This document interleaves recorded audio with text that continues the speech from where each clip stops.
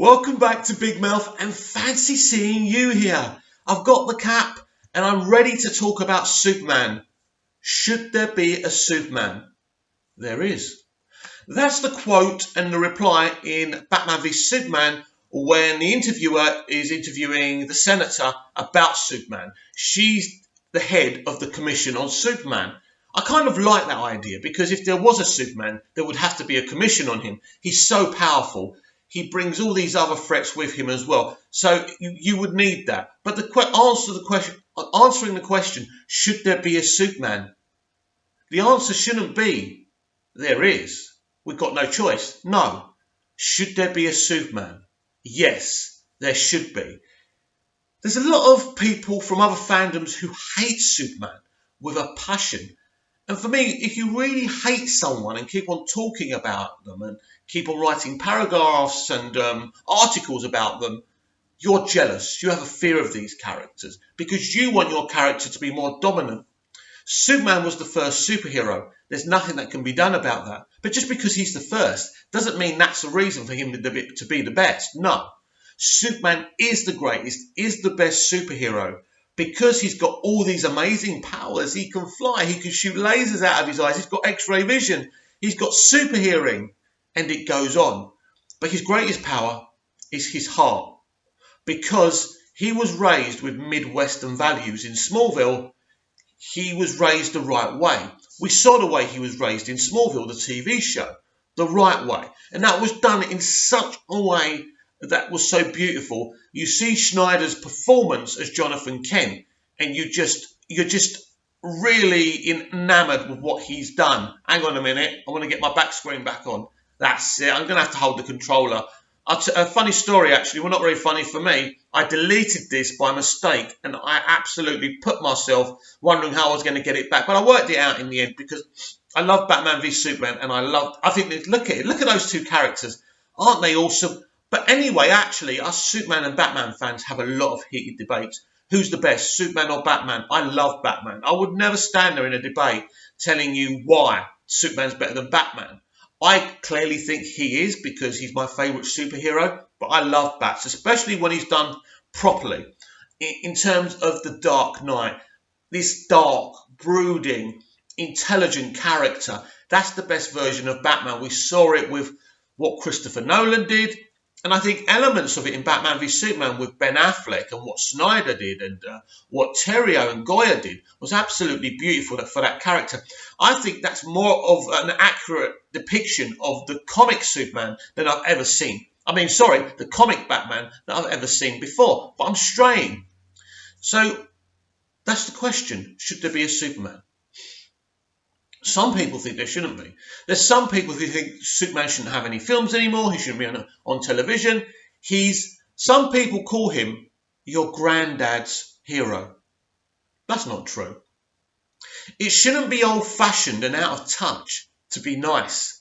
And that's the problem. Because Superman hasn't got this dark, gritty backstory. And let's not forget, this guy had to leave his own planet as a baby and he lost his people and his parents. He never met his parents. The only parents he knows are Jonathan and Martha Kent. The only life he knows when he's growing up is in Smallville.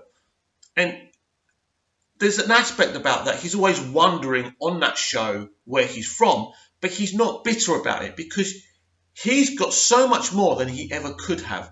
He's on another planet which gives him powers to do good. He's raised by these beautiful people. He was raised in a beautiful home and a beautiful farm. His dad gave him values by making him help him in the farm. So he's got everything and he's got his friends at Smallville High. And then he grows up and he becomes Superman. But his life is complicated because although he hasn't got a dark, gritty past, he still has to lie to people every day. And I want to cover this thing. It's like when comic book writers justify them making Lois find out who Superman is. There's two reasons they say. One of them because it makes Superman the greatest of liars and it makes Lois seem stupid. I don't think Lois is stupid, right? In Superman the movie, it is an issue because she sees him up close.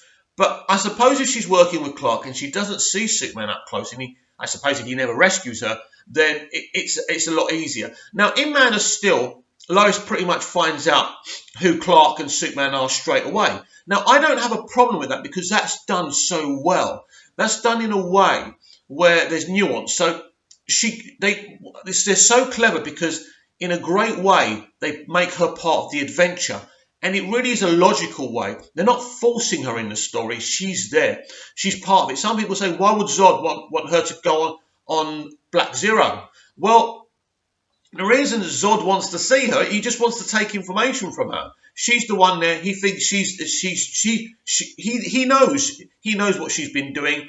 He knows that she's been investigating. So all he has to do is read her mind and find out what she knows. So that's why he wanted her. It's no biggie. And ultimately, if Lois didn't agree, they just would have taken her. They had the power anyway.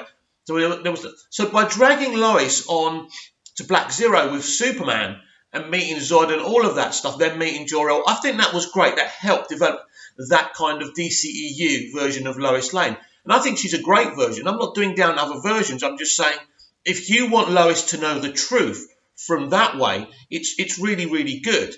But I think if you kind of make a song and dance of it, oh, I've got to tell her who I am. No, you don't, Clark. Don't tell her. Because basically every week someone's going to kidnap her because they know that they can get to you, because ultimately they're going to find out you've got a relationship with Lois.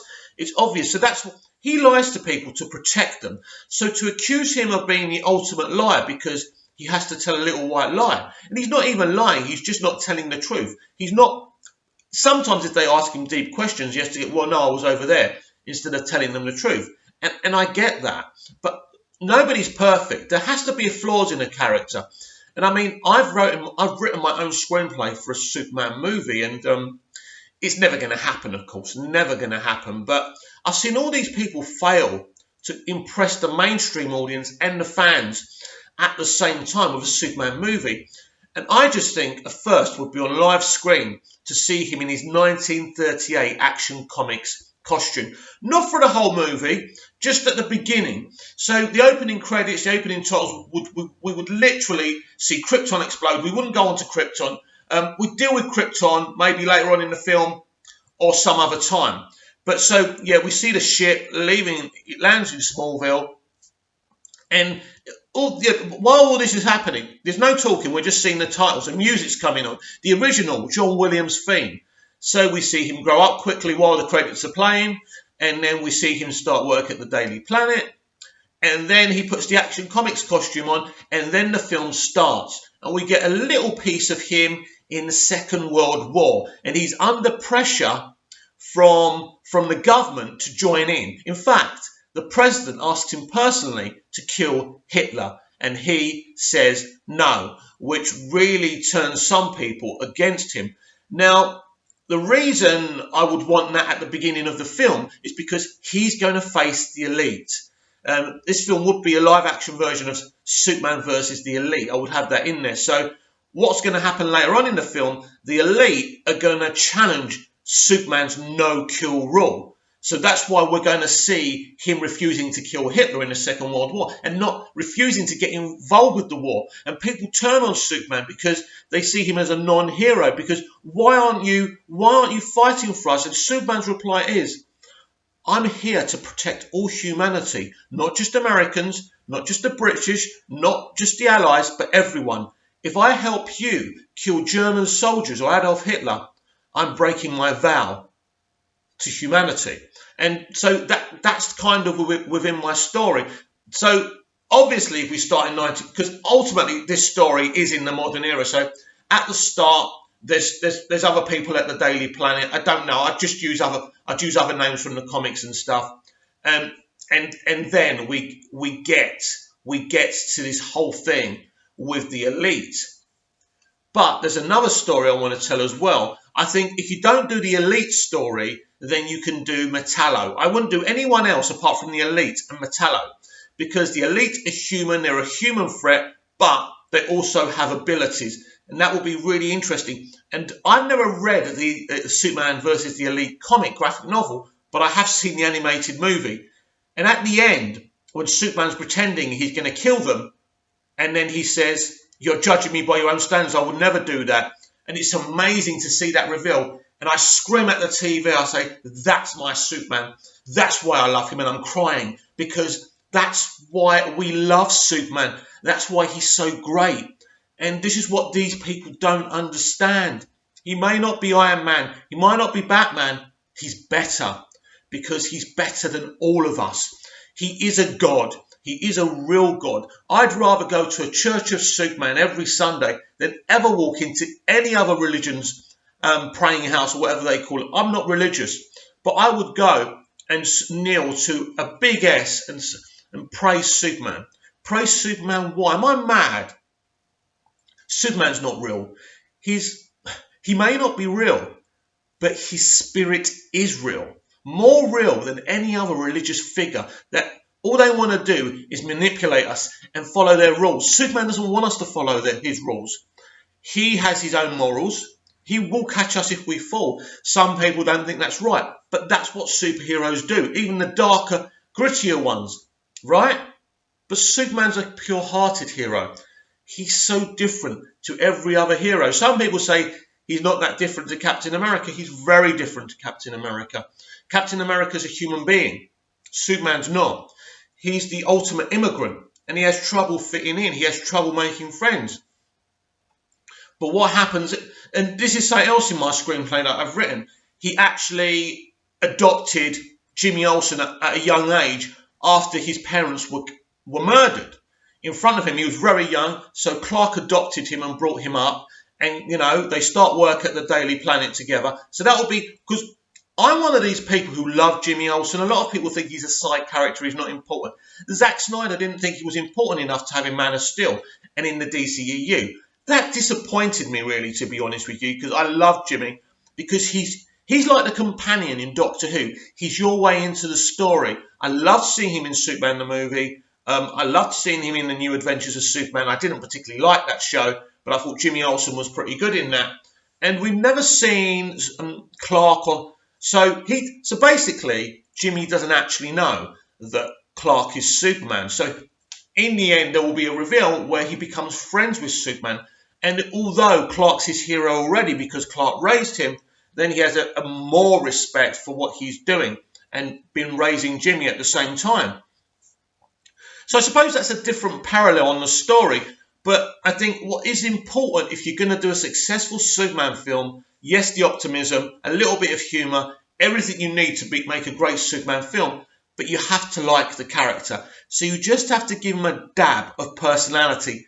I think no one in live action, apart from Smallville, where he did have a little bit of a personality, and he was more interesting because they fleshed the character out as well, no one's really ever given Superman that character would make him interesting. Now, I'm not saying he's going to be as interesting as Robert Downey Jr.'s Tony Stark or something like that, but he should be interesting to an audience. And I think this is what some of the filmmakers...